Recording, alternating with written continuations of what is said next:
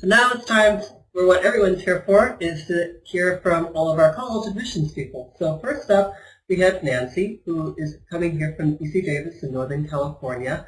Hi, can you hear me okay? A little bit loud, yes. I can definitely hear you fine. Yes, hello, Nancy. Hi. So a little bit about UC Davis. As the slide says, we are the third largest UC in terms of enrollment, following UCLA and Berkeley. We do have some wonderful research opportunities. Some of our popular majors.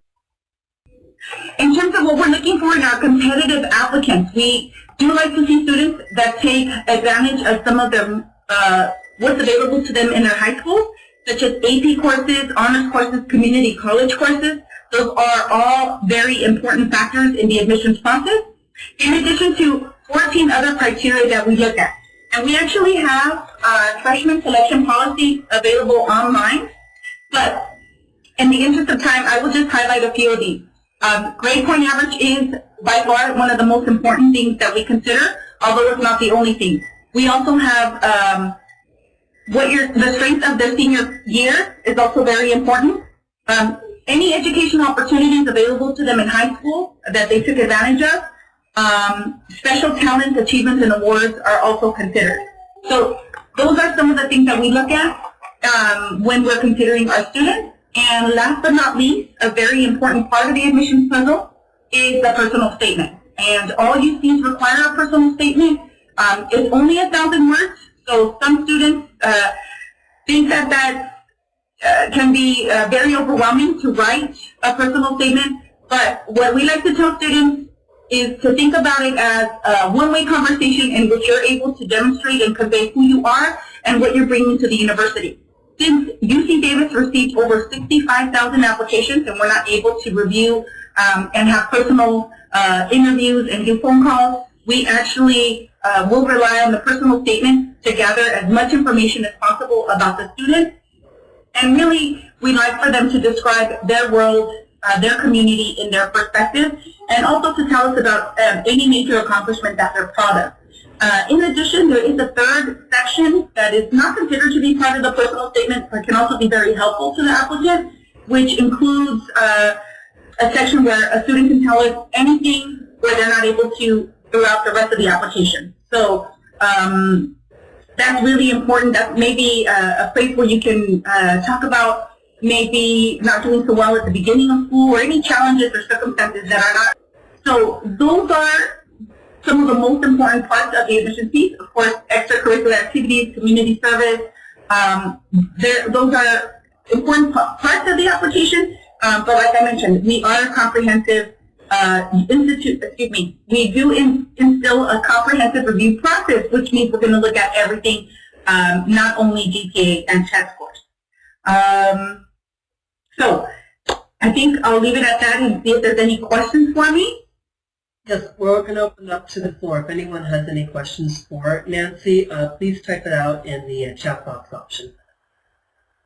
Perfect. I was just asking too, like you had mentioned about the third section where people could talk about their challenges. When you're looking at these personal statements too, which ones do you feel stand out in your mind that you would choose one over the other as like student candidates for UC Davis?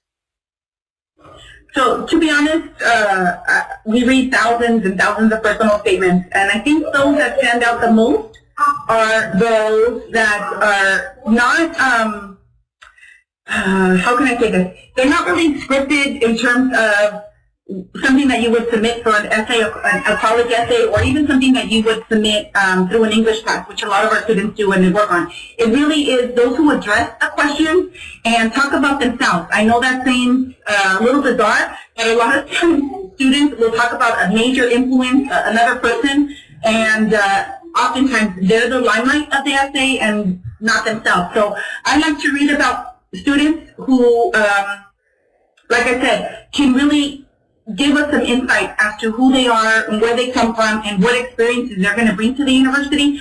In particular, if they've already started working on that within their high school setting, then even more important to note. But those are the best essays that stand out. Definitely. Like you said, they have to focus more on themselves. what they're talking about and why they feel they need to come to the school, why you think you should have them come to the school.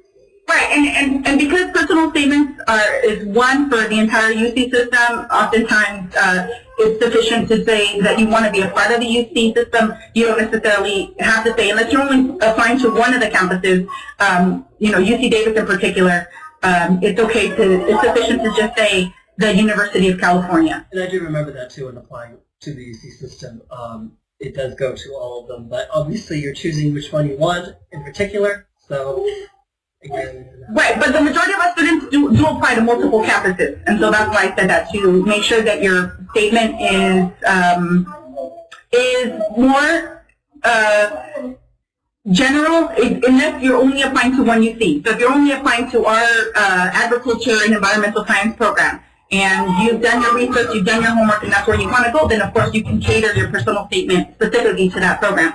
But as I mentioned, the majority of our students are applying to multiple UC campuses. What's the ones that you've had, just to get an idea too?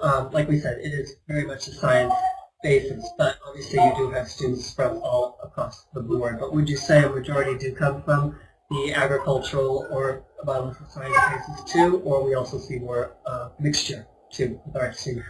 Actually, the majority of our students apply to psychology and undeclared, which is housed in the College of Letters and Science. So that houses most of our social science, arts and humanities, and physical science majors, followed by biological science and agriculture and computer science and engineering. Okay. That's good to know for everybody out there. Well, I wanted to ask again, does anyone else have any further questions to ask Nancy while we have her?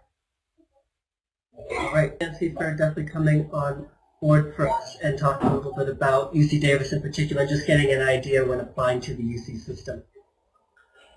Thank you for having me. Thank you, Nancy. And you have a good evening.